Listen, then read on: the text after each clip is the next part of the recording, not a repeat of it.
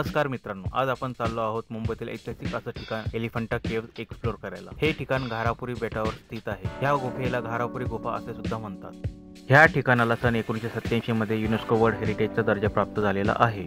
येथे आपल्याला शिव प्रतिमेचे शिल्प, शिव तांडव शिल्प, दैत्य संहारक शिल्प, शिव पार्वती विवाह असे कोरीव शिल्पाची संपूर्ण माहिती आपण गाईड मार्फत घेणार आहोत।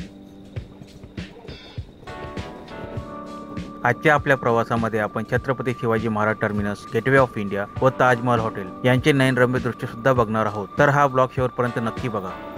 एलिफंटा जाण्यासाठी आपण आता लोकलने प्रवास करून छत्रपती शिवाजी महाराज टर्मिनस येथे आलो आहोत। हे स्टेशन सन 1887 साली बांधण्यात आले असून ते पूर्वी व्हिक्टोरिया टर्मिनस या नावाने ओळखले जात। 2017 मध्ये त्याचे अधिकृत नाव छत्रपती शिवाजी महाराज टर्मिनस असे करण्यात आले। या स्टेशनला 2004 मध्ये युनेस्को वर्ल्ड हेरिटेजचा दर्जा प्राप्त झाला आहे।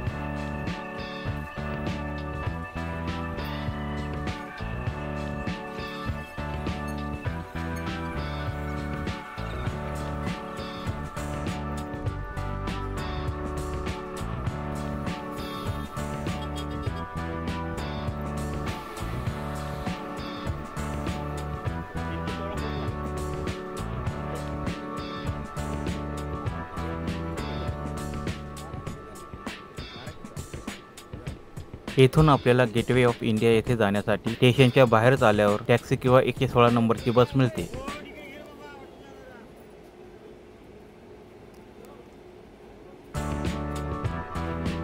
बसचे तिकीट हे 12 रुपये आहेत।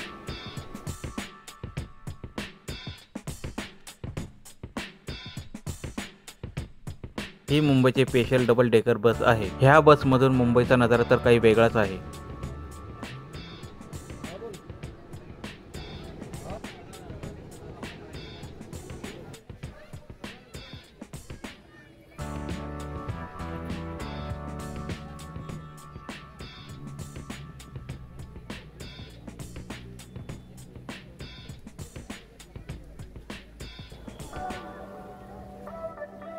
हे आहे मुंबईचं ऐतिहासिक असं ताजमहल पॅलेस हॉटेल। ताजमहल हॉटेलचं बांधकाम सन 1903 साली झाले। हे हॉटेल सर जमशेदजी टाटा यांनी उभारले। त्या काळी 25 लाखामध्ये हे हॉटेल उभारण्यात आलं।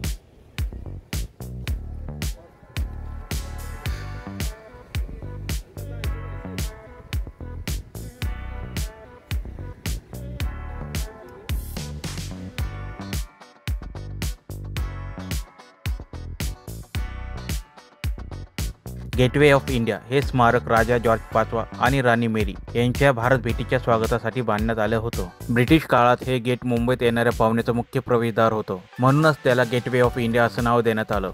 येथे बाजूलाच फूड स्टॉल सुद्धा उपलब्ध आहे।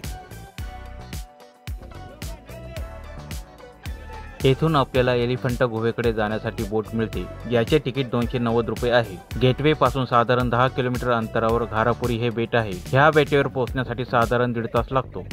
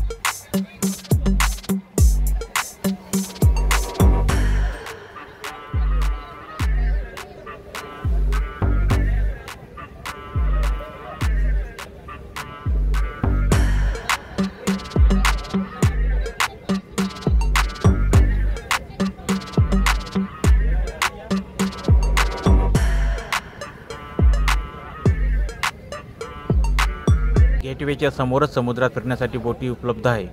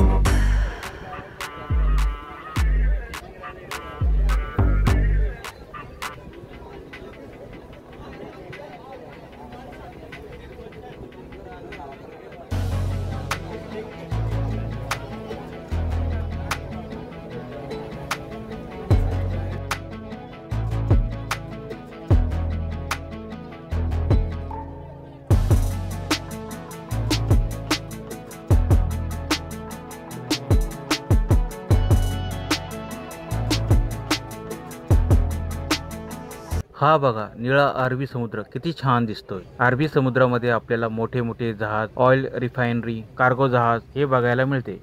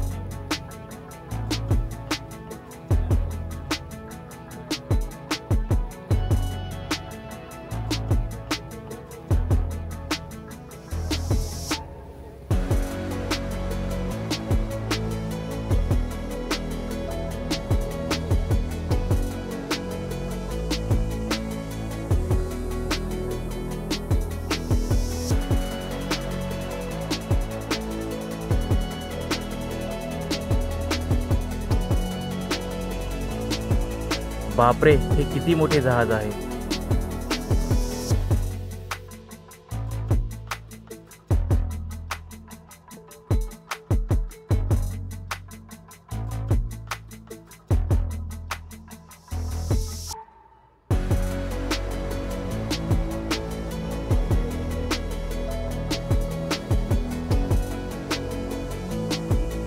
आता आपण पोहोचलो आहोत घारापुरी बेटावर। येथून आपण पायी किंवा टॉय ट्रेन एन्जॉय करत जाऊ शकतो। हे अंतर साधारण 1 किलोमीटर आहे।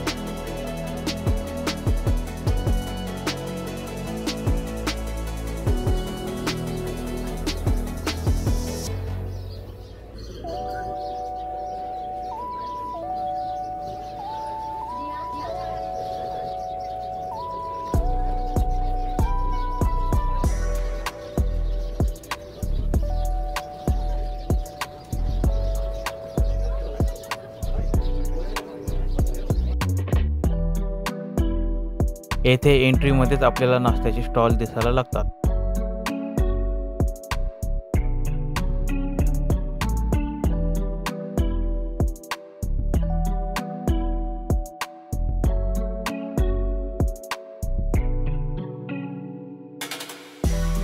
टॉय ट्रेनचे तिकीट हे प्रत्येकी 18 रुपये आहे।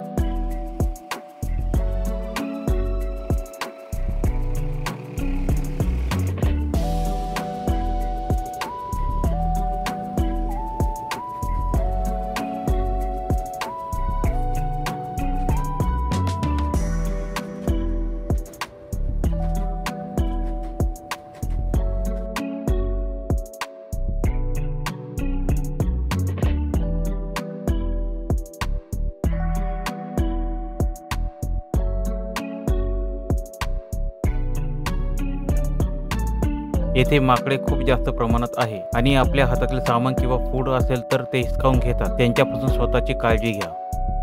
येथे ह्युमिडिटी खूप जास्त असल्यामुळे स्वतःला हायड्रेट ठेवण्यासाठी पाणी पीत राहा। येथे लिंबू सरबत सुद्धा खूप मस्त मिळते। चला तर मग ट्राय करूया।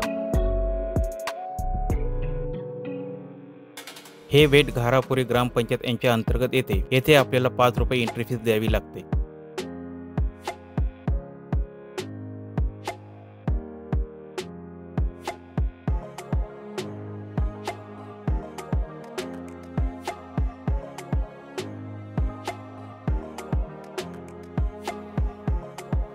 येथे समोरच महेश मूर्ती उभारली आहे।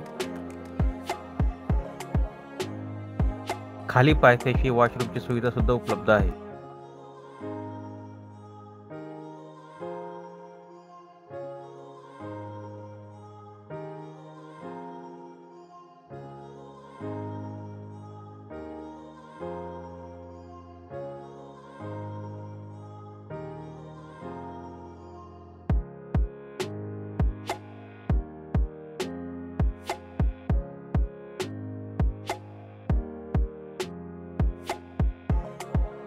गुफेपर्यंत पोहोचण्यासाठी साधारण 21 पायऱ्या चढाव्या लागतात। या पायऱ्यावर आपल्याला हॉटेल, विविध प्रकारचे युनिक अशा मूर्त्या, समुद्रातील दगड, शंख, गळ्यातली हार, खेळणी, फ्रीज मॅग्नेट, कपड्याच्या बॅग, अनेक प्रकारचे स्टॉल आपल्याला बघायला मिळतात।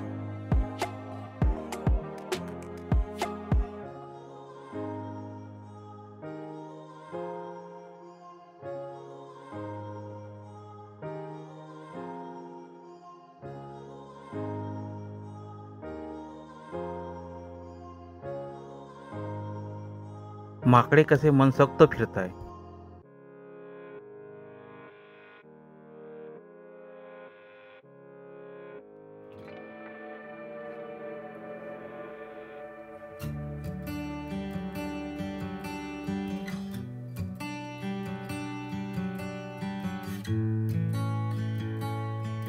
हे आहे कलरफुल समुद्री दगड.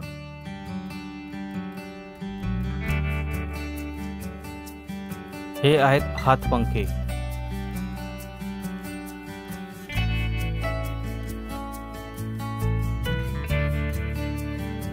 ह्या सर्व हँडमेड बॅग्स आहेत.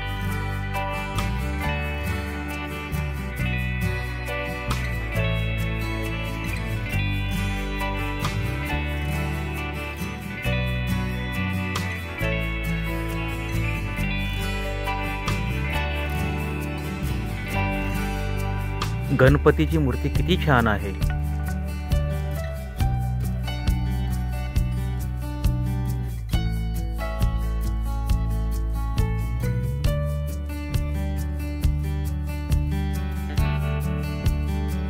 समुद्राच्या दगडापासून बनवलेल्या ह्या माळा, किती व्हरायटीज आहे यांच्यामध्ये.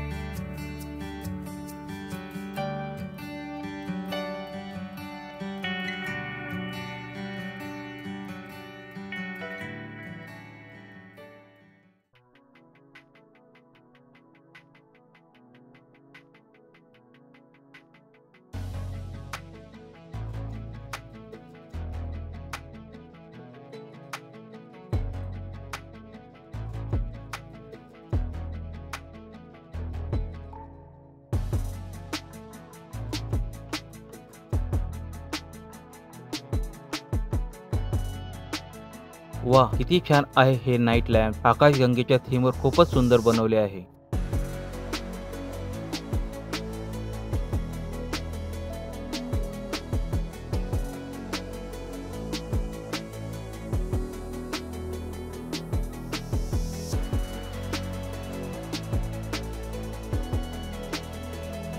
येथून आपल्याला गुहेकडे जाण्यासाठी एंट्री मिळते.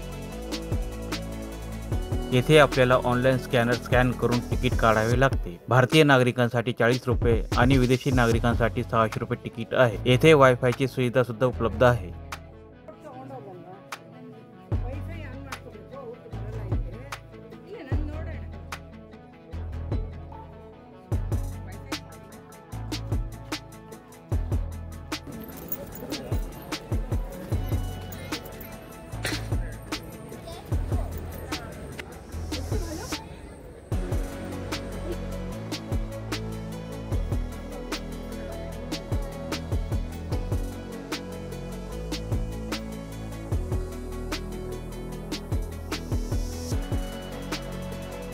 ही आहे गुफा नंबर 1. ह्या गुफेबद्दलची माहिती हे आपले आजचे गाईड मिलिंद म्हात्रे हे सांगणार आहेत. चला तर ह्या गुफेबद्दलचा इतिहास माहिती करून घेऊया.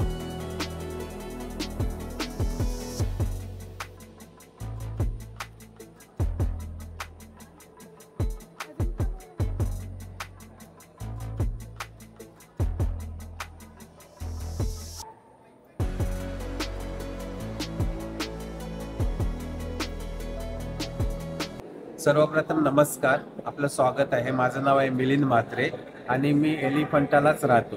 तर एलिफंटा हे जगप्रसिद्ध पर्यटन स्थळ आहे मुंबईमध्ये. तर मुंबईला जी लोक येतात ते एलिफंटाच्या लेण्या बघण्यासाठी येतात, कारण की या लेण्या 5व्या शतकापासून 7व्या शतकामध्ये जवळजवळ 1500-1600 वर्षापूर्वी कोरलेल्या आहेत आणि या कोरण्यासाठी जवळजवळ 200 वर्षे लागले.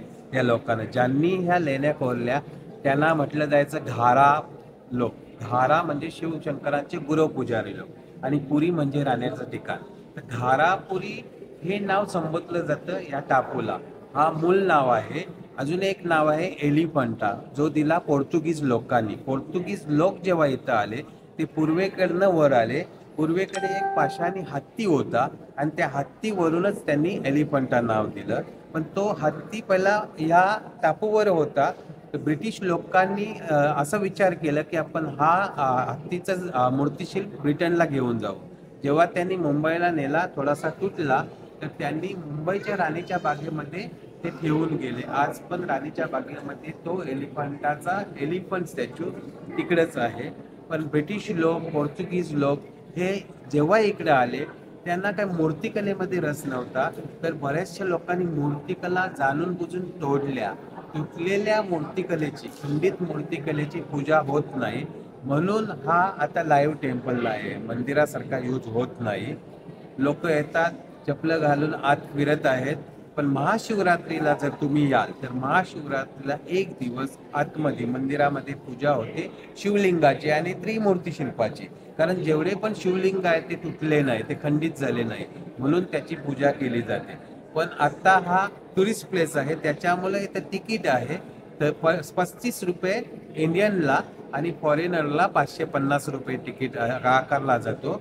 तर लोक येतात हे जगप्रसिद्ध पर्यटन स्थळ पाहण्यासाठी की कशा प्रकारे त्यांनी 1500 वर्षापूर्वी विदाऊट मशीननी बनवलं. हे सर्व काम हाताने झालेलं आहे आणि मोनोलिथिक आहे. मोनोलिथिक म्हणजे एका पाषाणामध्ये कोरलेलं आहे. बाहेरून आत आणि वरून खाली अशा प्रकारे हा काम केलेला आहे. हे जे स्तंभ आहेत ते स्तंभ फक्त डेकोरेशन, सुंदरता म्हणून आहेत. त्याच्यावर काही वेट नाही. ज्या बाकीचे धर्माचे लोक आले त्यांना असं वाटलं की हे स्तंभ, हे पिलर जर खालून आम्ही तोडले तर पूर्ण मंदिर खाली येणार. असं काही झालं नाही, कारण हा पूर्ण एक पाषाण आहे, एक दगड आहे. म्हणून नंतर SI डिपार्टमेंटनी जेव्हा हा प्लेस रिडिस्कवर केला 1909ला, त्यांनी रिमेंटेनन्स सुरू केली आणि हे परत रिनोव्हेट केलं. खाली सिमेंट कॉन्क्रीट आहे आणि वरती दगड आहे. तर हे रेनोव्हेट केलेलं आहे आणि 1987ला याला जागतिक वारसा प्राप्त झाला. आता हा प्लेस जो आहे युनेस्को वर्ल्ड हेरिटेज साईट आहे. म्हणून पूर्ण विश्वाचे लोक येतात ते कशा प्रकारे काम केलेलं आहे ते जाणण्यासाठी, ते बघण्यासाठी आणि ज्या मूर्तिकला आहेत त्याच्याबद्दल ज्ञान प्राप्त करण्यासाठी बरेचसे लोक इथे येतात.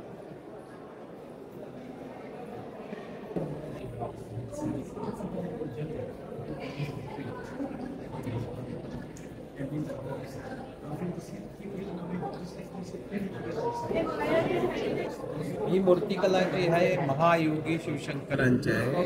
ऍक्च्युली शिवशंकर कमलफुलावर बसलेले आहेत आणि साधना करत आहेत. खाली देठ आहे कमलफुलाचा आणि 2 नागराज रक्षक स्वरूपे आहेत. त्याच्यावर शिवशंकर पद्मासन मूर्तिकला आहे. म्हणजे कमलफुलासारखं बसणं त्याला पद्मासन मूर्तिकला. पद्म म्हणजे कमलफूल आणि आसन म्हणजे एक बसायची पद्धत. तर पद्मासन मूर्तिकला आहे. बघा त्यांच्या शरीरावर पण पोर्तुगीज लोकांनी नावं टाकली, कारण त्यांनी या मूर्तिकलेची रिस्पेक्ट केली नाही, त्यांना तोडायचंच होतं. त्यांनी सर्व मूर्तिकला खंडित केलेले आहे. म्हणून आता पूजा वगैरे होत नाही या मंदिरामध्ये. पण हे आदियोगी महायोगी कॉन्सेप्ट आहे. त्यांच्या आजूबाजूला ज्या पण मूर्तिकला आहेत त्या देवी देवता, गंधर्व, अप्सरा, त्या कॉर्नरला विष्णुदेव आहेत गरुडावर बसलेले, या कॉर्नरला ब्रह्मदेव आहेत वरती, कपिल मुनी आहेत आणि त्यांचे रक्षक सेवक आहेत.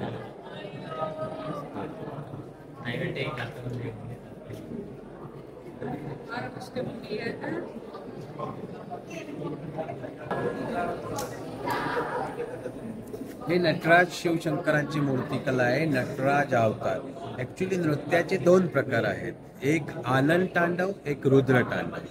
आनंद म्हणजे काय, निर्माण करण्यासाठी केलेला नृत्य, आणि रुद्र म्हणजे काय, संहार करण्यासाठी केलेला नृत्य. ईश्वर एक आहे, ईश्वराची रूप अनेक आहे. ऍक्च्युली शिव या शब्दाचा अर्थ लागत नाही. शिव म्हणजे समथिंग पण होतो, नथिंग पण होतो. कारण ईश्वराला कोणी पाहिलं नाही, ना तुम्ही पाहिलं ना मी पाहिलं, पण आपण मानतो की ईश्वर सर्व गोष्टीमध्ये आहे, प्रत्येक मानवामध्ये आहे, प्रत्येक मूर्तिकलेमध्ये आहे, पाषाणामध्ये आहे, दगडामध्ये आहे, नदीमध्ये आहे. तर ह्या मूर्तिकला त्यांनी जेव्हा बनवल्या त्याच्यामध्ये ह्या मूर्तिकलेमध्ये त्यांनी एक कथा क्रिएट केली. ह्या सर्व रिटर्न स्टोरीज आहेत, पण ह्या मूर्तिकलेमध्ये कोरण्याचं काम त्यांनी त्या टायमाला केलं. हे नटराज शिवशंकरांची मूर्तिकला त्यांनी बनवली कारण नृत्य करत आहेत शिवशंकर, आणि त्यांनी हे नृत्य निर्माणासाठी पण केलं होतं आणि संहारासाठी पण केलं होतं. अपस्मार राक्षसाला मारण्यासाठी त्यांनी तांडव नृत्य केला होता आणि निर्माणासाठी त्यांनी आनंद नृत्य केलं होतं. तर ते सांगण्याचं तात्पर्य आहे. तर शिवशंकर, माता पार्वती, गणपती आहेत, त्या कॉर्नरला कार्तिकेय आहेत आणि तिकडं ऐरावतावर बसलेले इंद्रदेव आहे.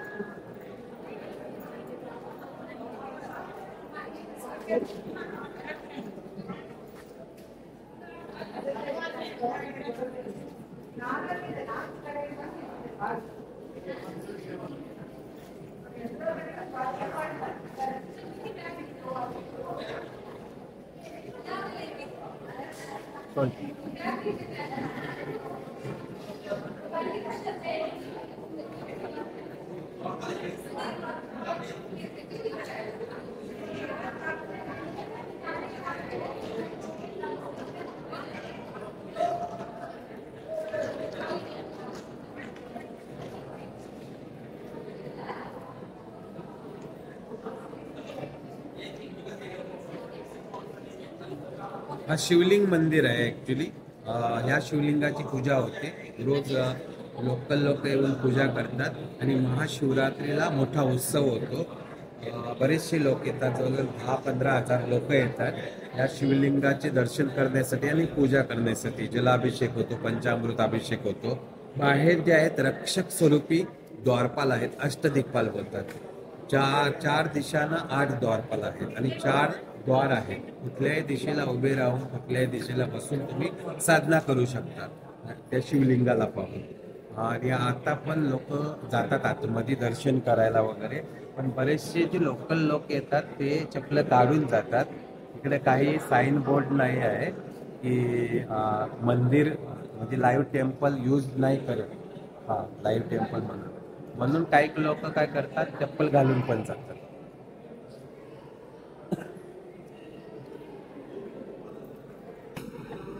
इकडे काय होतं दादा? इथे काय होतं? दगड आहे म्हणून लेअर आहे बघा तिकडे. या लेअर आहेत.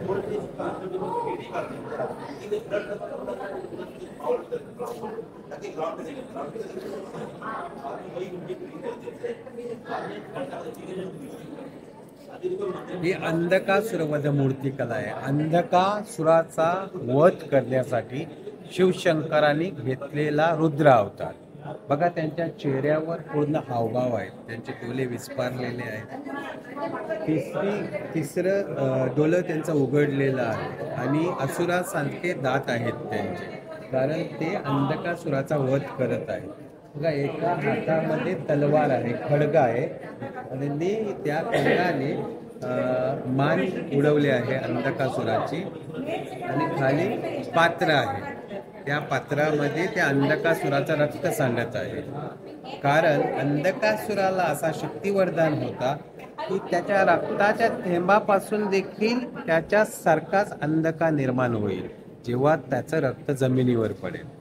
मग शिवशंकराने काय केलं, जेव्हा त्याची मान कापली तलवारीने तर खाली पात्र पकडलं आणि त्या पात्रामध्ये त्याचा रक्त सर्व गोला केला, जेणेकरून तो जमिनीवर सांडू नये म्हणून. हे अंधकासुरवरती मूर्तिकला आहे आणि तो रक्त संपवण्यासाठी इकडे चामुंडेश्वरी, चामुंडा हा शक्तीचा अवतार झाला होता आणि ते चामुंडा माताने तो रक्त पिला होता, कारण शक्तीचं योगदान कायम त्यांच्या पाठी होतं. आणि म्हणून शिवशक्तीची पूजा होते. फक्त शिवशंकराची पूजा नाही होत, त्यांच्यासोबत शक्तीची पूजा होते. शिवलिंग पण त्याचंच प्रतीक आहे, शिवशक्तीचंच प्रतीक आहे. सोर्स ऑफ क्रिएशन बोलतात त्याला, सोर्स ऑफ क्रिएशन. जर शक्ती नसती तर सृष्टीची उत्पत्ती ही झालीच नसती. वरती हे गणरक्षक आहेत, ते बघा हात जोडून तिथं बसलेले आहेत. ते ऍक्च्युली विनवणी करत आहेत शिवशंकर की काहीही करा पण या असुराला तुम्ही संपवा.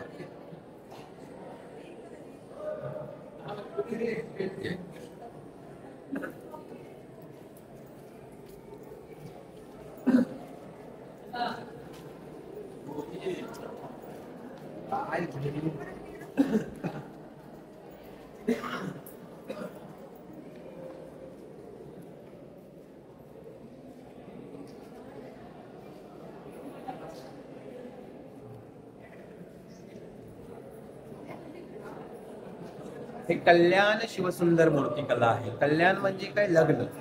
शिवशंकर आणि माता पार्वतीचं लग्न होत आहे. शिवशंकर, माता पार्वती, पार्वती मातेच्या पाठीमागं त्यांचा पूर्ण परिवार आहे, कन्यादान करत आहे. बघा हिमालय राजा त्यांच्या पाठीमागं आहे, कारण पार्वती ही हिमालय पुत्री होती. हिमालय, हेमावती आणि मैनाक भाऊ, तर ते कन्यादान करत आहेत. आणि या कॉर्नरला ब्रह्मदेव आणि विष्णुदेव आहे. ब्राह्मण म्हणून ब्रह्मदेव खाली बसलेले आहेत आणि वर गंधर्व, अप्सरा, देवी देवता वगैरे आहे, ते पुष्प टाकून आशीर्वाद देतात. कारण तिथं लग्न होत आहे शिवशंकर आणि माता पार्वती.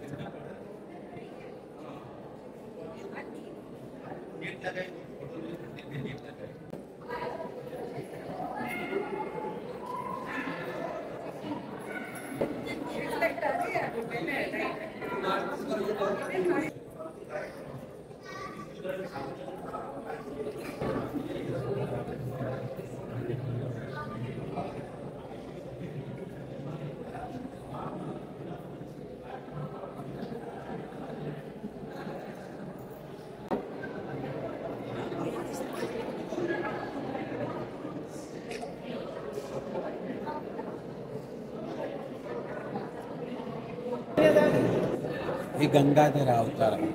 गंगा नदी स्वर्गामधून जेव्हा खाली आली, भगीरथ राजाने त्याची तपश्चर्या केली होती आणि त्यांना स्वर्गामधून खाली आणलं होतं. जेव्हा गंगा स्वर्गामधून खाली यायला तयार झाली तेव्हा त्यांचा वेग इतका जास्त होता की सृष्टी त्यांना रोखू शकत नव्हती.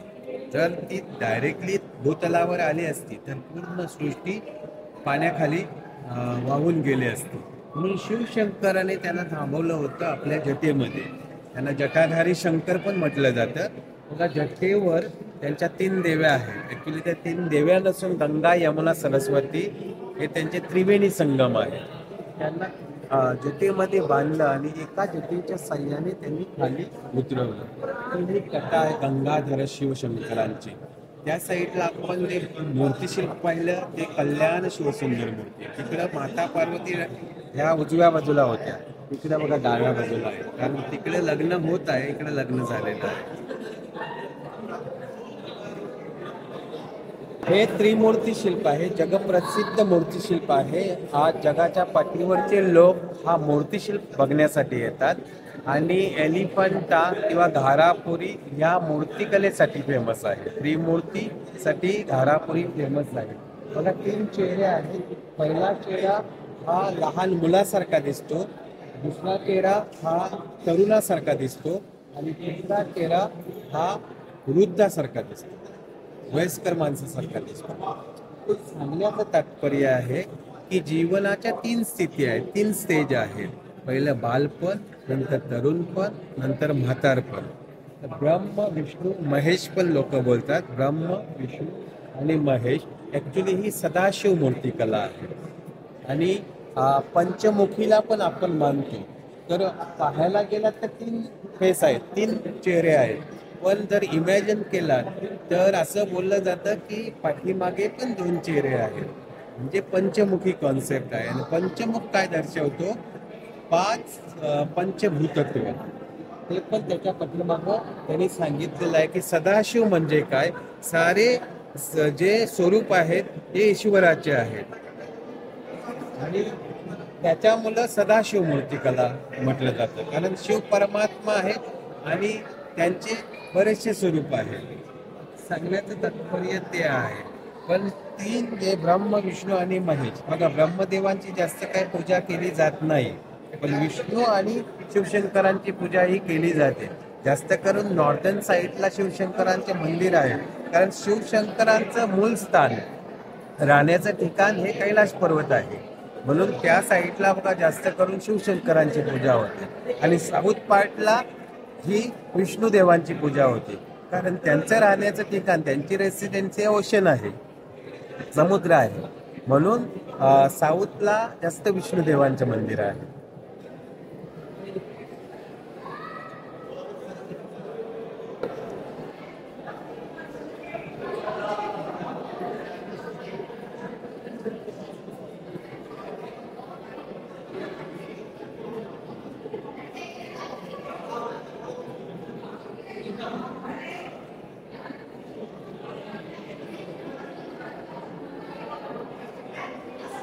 हे अर्धनारी ईश्वर मूर्तिकला आहे. अर्धनारी म्हणजे अर्धी शक्ती आणि अर्ध शिव.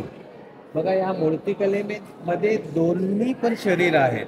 डाव्या बाजूला शक्तीचं शरीर आहे अर्ध आणि उजव्या बाजूला शिवशंकरांचं आहे. तर शिवशक्तीचं हे प्रतीक आहे. याचा अर्थ हा नाही की अर्ध शरीर शक्तीचं आणि अर्ध शिवाचं. याचा अर्थ हा आहे की शिव पण हवा आहे आणि शक्ती पण हवी आहे, स्त्री पण पाहिजे आणि पुरुष पण पाहिजे या सृष्टीच्या निर्मितीसाठी. जर एकही गोष्ट कमी असली तर कोणाची उत्पत्ती झाली नसती. तर शिवशंकरांनी शक्ती बनवली तेव्हा ही सुंदर सृष्टी निर्माण झाली. ब्रह्मदेवाने सृष्टी बनवली होती कारण ते क्रिएटर आहेत, ते निर्माता आहेत, पण त्यांनी जी सृष्टी बनवली होती त्याच्यामध्ये शक्ती नव्हती. पुरुष प्रधान सृष्टी त्यांनी बनवली होती. मग जर नुसते पुरुष असते तर सृष्टीची निर्मिती झाली असती का? तर शक्तीपासून सृष्टीची निर्मिती झालेली आहे आणि तेच सांगण्याचं तात्पर्य या मूर्तिकलेच्या पाठीमागं आहे की उमा महेश किंवा शिवशक्ती हे प्रतीक त्याचं आहे की दोन्ही गोष्टी हव्या आहेत आपल्याला निर्माण करण्यासाठी. प्रत्येक मानव हा सुंदर असतो कारण ती सुंदरता त्या माता पित्याने त्याला दिलेली असते. जर एकही गोष्ट त्याच्यामध्ये कमी असते तर तो असा परफेक्ट नसता किंवा असा सुंदर दिसला नसता. मग सुंदर सृष्टी बनवण्यासाठी हे शिवशक्तीचं योगदान आहे आणि त्याचं हे प्रतीक आहे. बघा शिवशक्ती किंवा अर्धनारी ईश्वर आहे, नंदेश्वर महाराज आहेत, शिवशंकराचे वाहक आणि रक्षक पण, आणि सर्व देवी देवता गंधर्व अप्सरा वगैरे आहेत, त्यांचे सेवक, त्यांच्या साध्वी सर्व लोक आहेत.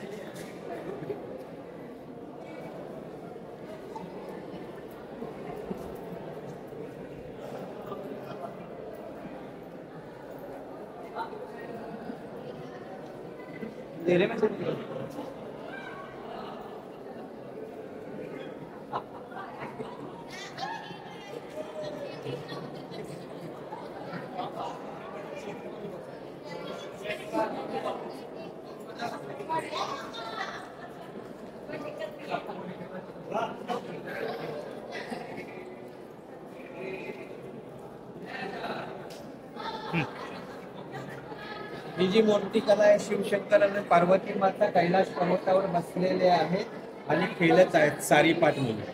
सारीपाट स्पर्धा त्यांच्यामध्ये झाली होती आणि त्या स्पर्धेमध्ये शिवशंकर जाणून हारले होते मातेसोबत आणि माता जिंकल्या होत्या त्या स्पर्धेमध्ये. तर हा सारीपाटाचं सर्व म्हणजे पाठ मांडलेलं आहे मध्ये आणि ते सारीपाठ केलं आहे. हे सर्व गणरक्षक आहेत, नंदी महाराज आहेत, त्यांचे वरती सेनापती आहेत आणि सर्व देवी देवता आहेत. ते बघत आहेत की सारीपाटामध्ये कोण जिंकणार आणि कोण हारणार. पण शिवशंकर जाणून हारले होते.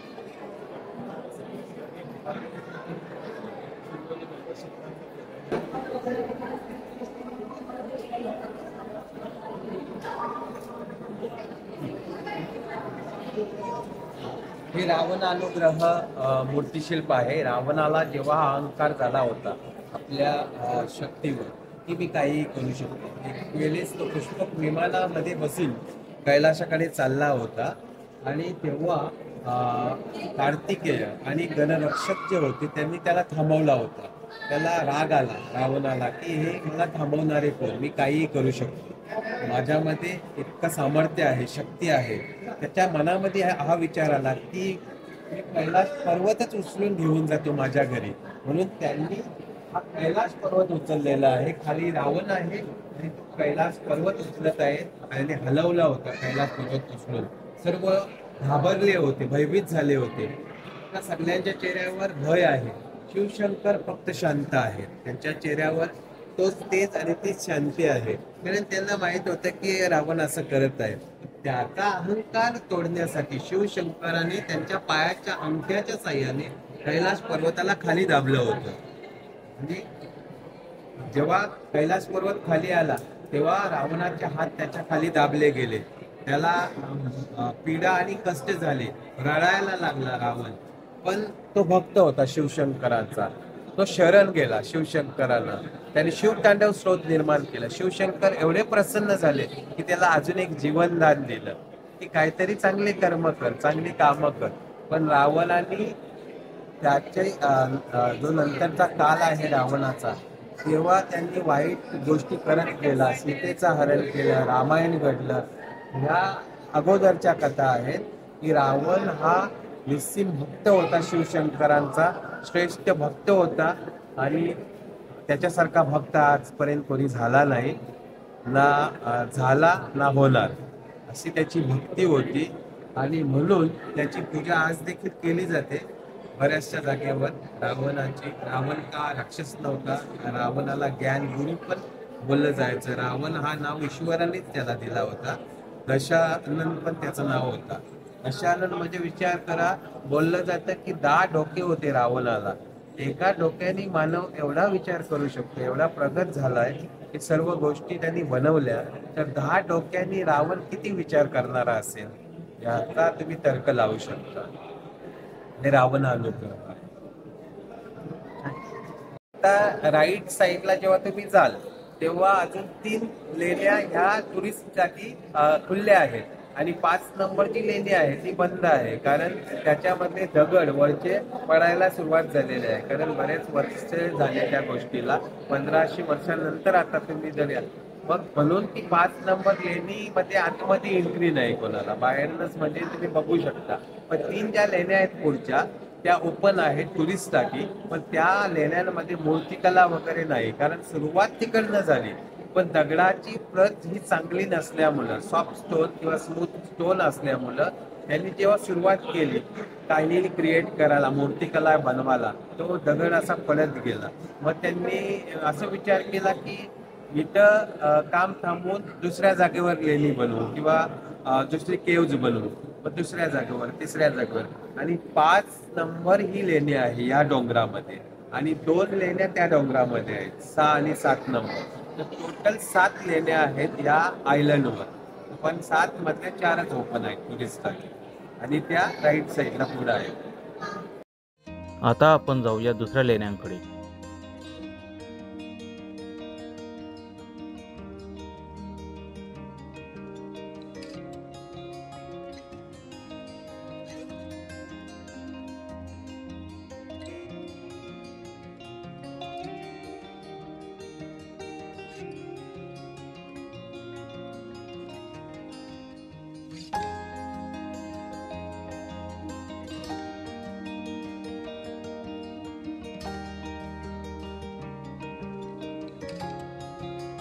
फॉरेनर लोकांना आपल्या इंडियाबद्दल खूपच आकर्षण आहे.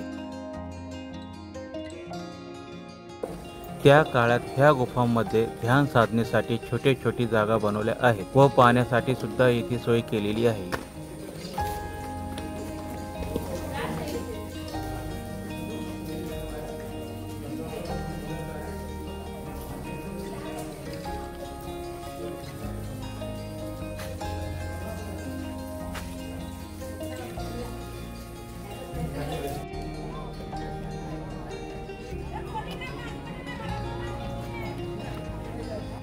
शेवटच्या लेणीजवळ आपल्याला वॉशरूम आणि नाश्त्यासाठी स्टॉल बघायला मिळतात.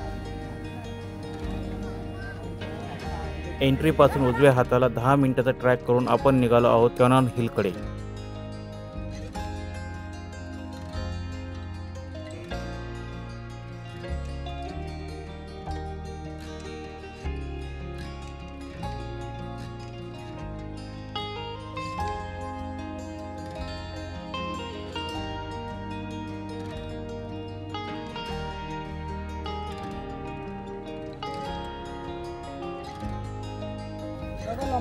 येथे पोर्तुगीज व ब्रिटिशकालीन 2 तोफा आहेत, ज्यांच्यामध्ये 360 डिग्रीमध्ये फिरून शत्रूवर मारा करण्याची क्षमता होती. या तोफांच्या खाली मोठ्या मोठ्या खोल्या आहेत, ज्यामध्ये दारुगोळा ठेवण्यासाठी त्याचा वापर व्हायचा.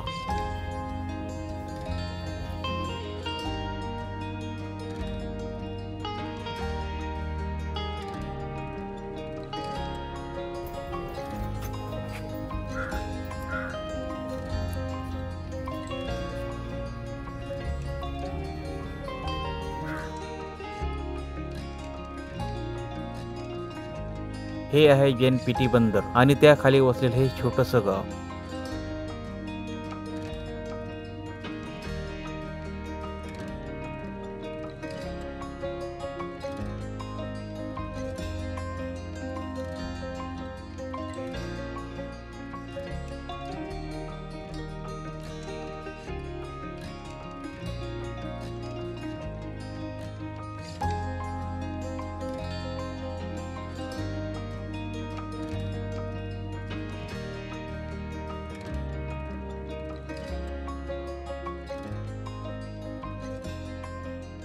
आपला परतीचा प्रवास सुरू झालाय. सूर्यास्त होताना सोनेरी किरणातील समुद्रातील काही दृश्य फक्त तुमच्यासाठी. हा आहे मुंबईचा स्वप्न असणारा अटल सेतू, जो अरबी समुद्रात ठामपणे उभा आहे.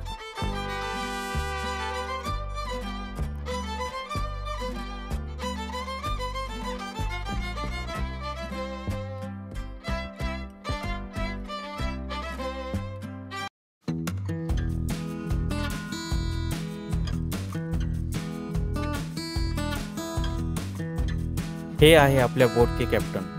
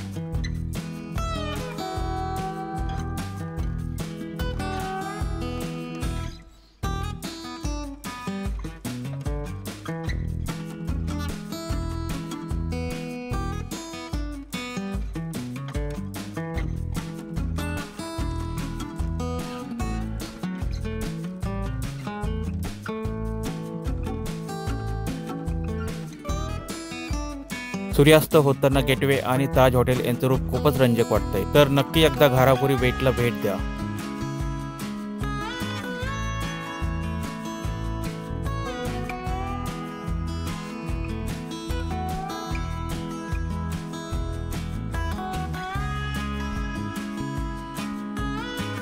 तर मित्रांनो, तुम्हाला आजचा हा ब्लॉग कसा वाटला नक्की कमेंटमध्ये लिहून सांगा. आणि अजून नवीन ब्लॉग बघण्यासाठी लाईक करा, शेअर करा आणि सबस्क्राईब करा. तर पुन्हा भेटूया एका नवीन ब्लॉगमध्ये.